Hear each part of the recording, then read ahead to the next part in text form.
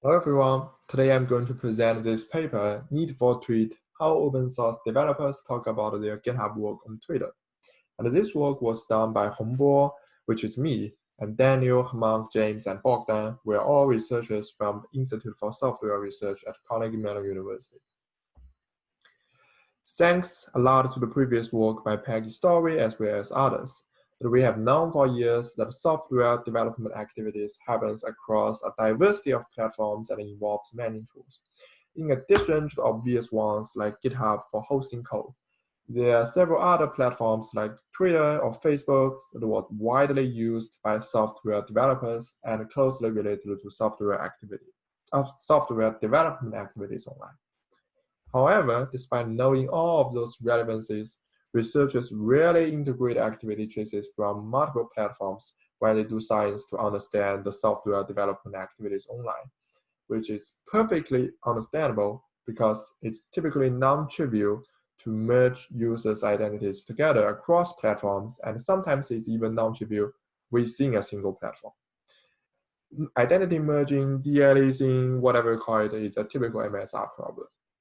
And in our paper, we explicitly address our problem by providing a public dataset which links over 70K GitHub and Twitter accounts together.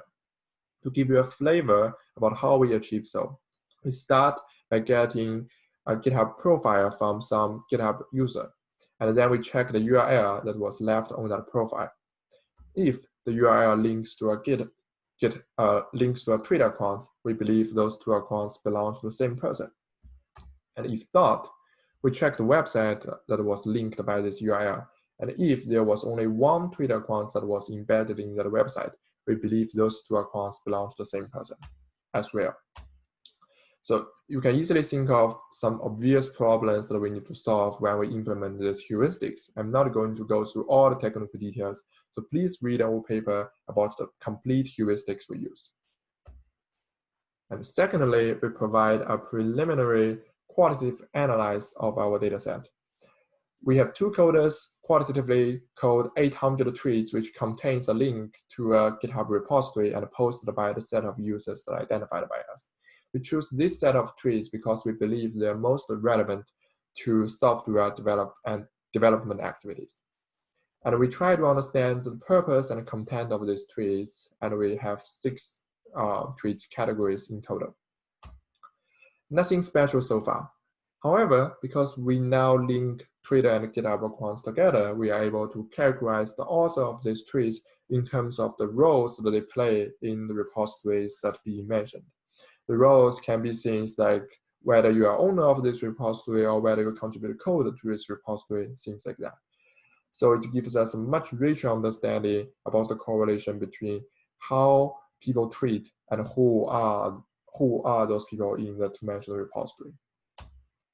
We have 2 major discoveries. Firstly, advertising is the most common tweet categories. And we have a graph with its x-axis, the content and the purpose of this tweet, and 5 different colors representing 5 different roles of tweet author.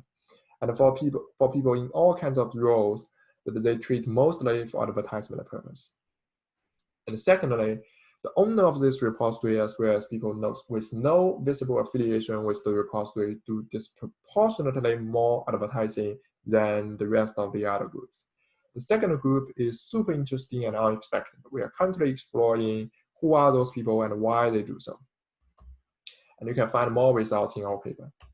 So to give you a summary of our results, we provide a public dataset which links 70K GitHub and Twitter users together and provide a preliminary analysis of our dataset on the correlation between the content and the purpose of the tweet as well as the role people play in the repository mentioned.